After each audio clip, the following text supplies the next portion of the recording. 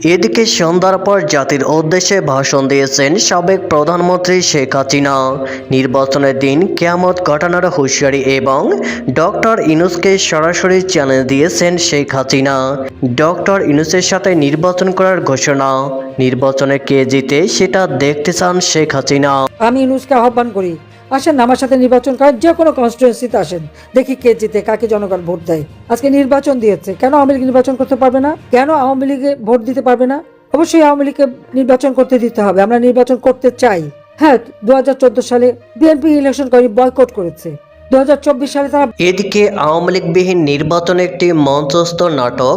আল জাজিরায় সাক্ষাৎকারে সজীব ওয়াজেদ জয়ে দৃঢ়চেতা বক্তব্য, নেতৃত্ব, আত্মবিশ্বাস ও নতুন প্রজন্মের আগ্রহ। আল জাজিরার সাংবাদিক তখন সজীব ওয়াজেদ জয়কে তার মায়ের রিটায়ারমেন্ট প্রসঙ্গে প্রশ্ন করেন, কারণ এর আগে যখন সেই সাংবাদিক বারবার প্রশ্ন করছিলেন যে ভারতেই শেখ হাসিনা থেকে যাবেন কিনা, সজীব ওয়াজেদ জয় বলেন না, তিনি এখনই দেশে ফিরে যেতে চান, তিনি দেশে ফিরে গিয়ে রিটায়ার করতে চান।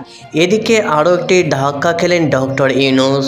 প্রাক্তন প্রধানমন্ত্রী শেখ হাসিনার বিরুদ্ধে গণহত্যার মামলায় সরে দাঁড়ালেন ব্রিটিশ আইনজীবী টবি ক্যাডম্যান। বাংলাদেশ আওয়ামী লীগের নেত্রী শেখ হাসিনা বলেছেন, যেই নির্বাচনে আওয়ামী লীগ অংশগ্রহণ করতে পারবে না, সেই নির্বাচনে ভোট কেন্দ্রে আওয়ামী লীগের কোনো নেতা কর্মী সমর্থক যাবেন না। এদিকে আরও একটা ধাক্কা খেলেন ডক্টর ইউনূস। প্রাক্তন প্রধানমন্ত্রী শেখ হাসিনার বিরুদ্ধে গণহত্যার মামলায় সরে দাঁড়ালেন ব্রিটিশ আইনজীবী টবি ক্যাডম্যান। উল্লেখযোগ্য যে বাংলাদেশ আন্তর্জাতিক অপরাধ ট্রাইব্যুনাল তথা প্রহসনের ট্রাইব্যুনাল আগামীকাল মঙ্গলবার তাদের দ্বিতীয় রায় ঘোষণা করতে চলেছে। তার আগেই আজ সোমবার ট্রাইব্যুনালের চিফ প্রসিকিউটরের বিশেষ উপদেষ্টার পদ ছেড়ে দিলেন ব্রিটিশ আইনজীবী টবি ক্যাডম্যান। ব্রিটিশ সাংবাদিক ডেভিড বার্গম্যান তার ফেসবুক পোস্টে জানিয়েছেন, ব্রিটিশ মানবাধিকার আইনজীবী ক্যাডম্যান সোমবার বাংলাদেশের প্রধান উপদেষ্টা ডক্টর মোহাম্মদ ইউনূসকে তার পদত্যাগের কথা জানিয়েছেন। তবে ঠিক কোন কারণে তিনি বিশেষ উপদেষ্টার পদ থেকে ইস্তফা দিলেন তা এখনও স্পষ্ট নয়। উল্লেখযোগ্য যে গত বছরে অন্তর্বর্তী সরকার এই ব্রিটিশ মানবাধিকার আইনজীবীকে নিয়োগ করেছিল বাংলাদেশ আন্তর্জাতিক অপরাধ ট্রাইব্যুনালের কাজকর্মে সাহায্য করার জন্য, এবং ব্রিটিশ আইনজীবীকে নিয়োগ দেওয়া হয়েছিল শেখ হাসিনা সহ বিদেশে থাকা অপরাধীদের দেশে ফেরানোর আইনি প্রক্রিয়া জোরদার করার জন্য। নিয়োগ পাওয়ার পর তো বেশ আনন্দিত ছিলেন তিনি। ক্যাডম্যান সামাজিক মাধ্যমে বলেছিলেন এই দায়িত্ব পেয়ে তিনি গর্বিত। তবে হঠাৎ এই ঘটনা কেন? গুরুত্বপূর্ণ বিষয়টি হচ্ছে এমন এক সময় ক্যাডম্যানের পদত্যাগের খবর এলো যা আসলে জঙ্গি গোষ্ঠীর মাথায় বাজ পড়ার মতো। অভ্যুত্থান সংশ্লিষ্ট মানবতাবিরোধী অপরাধের দ্বিতীয় রায় দেওয়ার ঠিক আগের দিনটিতে অবস্থান করছে। ঠিক তখনই এই ইস্তফা তাহলে ইউনূসের হার্টবিট বাড়িয়েছে, এটি বলার অপেক্ষা রাখে না। আমি ইউনূসকে আহ্বান করি, আসেন আমার সাথে নির্বাচন করার, যে কোনো কনস্টিটুয়েন্সিতে আসেন, দেখি কে জিতে, কাকে জনগণ ভোট দেয়। আজকে নির্বাচন দিয়েছে, কেন আওয়ামী লীগ নির্বাচন করতে পারবে না? কেন আওয়ামী লীগে ভোট দিতে পারবে না? অবশ্যই আওয়ামী লীগকে নির্বাচন করতে দিতে হবে। আমরা নির্বাচন করতে চাই। হ্যাঁ, 2014 সালে বিএনপি ইলেকশন বয়কট করেছে। 2024 সালে তারা বয়কট করেছে। 2018 সালে একটা সিটে একের অধিক তারা নমিনেশন দিয়েছে। 300 সিটে যদি 700 নমিনেশন দেয়, তবে নিজেই যা মারামারি করে নিজেই উদ্যোগ করেছে। এখানে আওয়ামী লীগের দোষটা কি? কিন্তু 18 সালের নির্বাচন নিয়ে সেটাকে বিতর্কিত করে, এটা তো ইউনূসের মেটিকুলাস ডিজাইনের অংশ।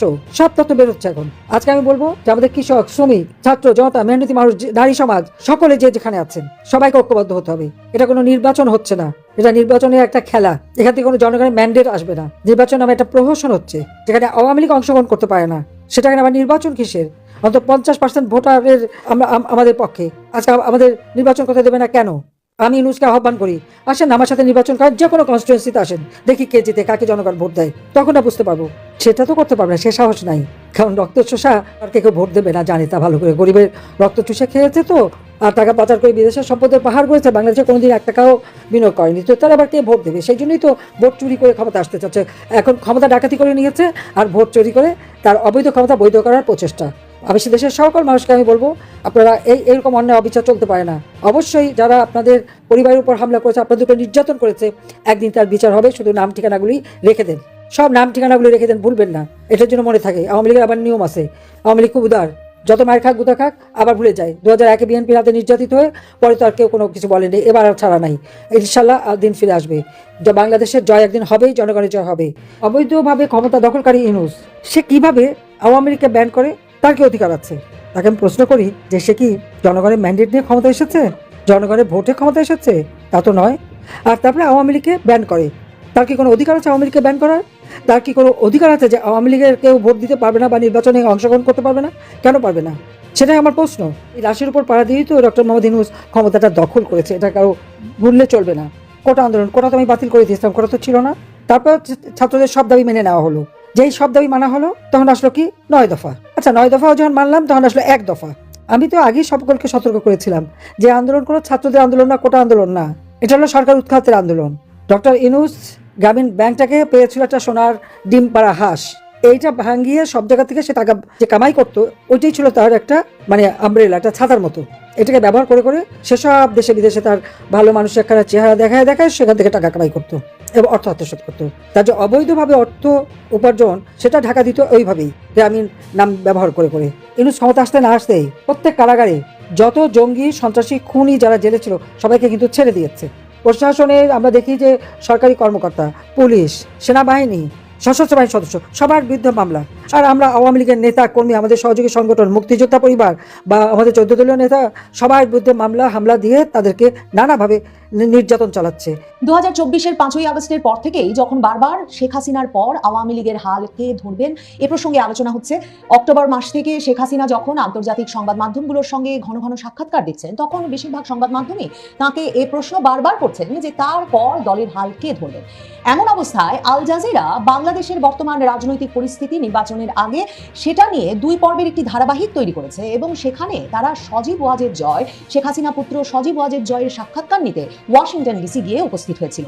সেখানে সাংবাদিক স্পষ্টতই বলেন যে শেখ হাসিনার পতনের পর থেকে শেখ হাসিনা যেহেতু অডিও বার্তা ছাড়া আর ভিডিওতে কখনো প্রকাশ্যে আসেন নাই এবং শেখ হাসিনা সরকারের বিভিন্ন মন্ত্রীরা যারা বিভিন্ন দেশে এক্সাইলে আছেন, নির্বাসনে আছেন, তাদেরও বেশিরভাগ যখন ভিডিও সাক্ষাৎকার দিতে এখনো কমফোর্টেবল বোধ করছেন না তখন সজীব ওয়াজেদ জয় হয়ে উঠেছেন তার মা এবং আওয়ামী লীগের মুখ্য মুখপাত্র এবং সেই যুক্তিতেই আল জাজিরা গিয়ে পৌঁছয় ওয়াশিংটন ডিসিতে সজীব ওয়াজেদ জয়ের এই সাক্ষাৎকার নিতে।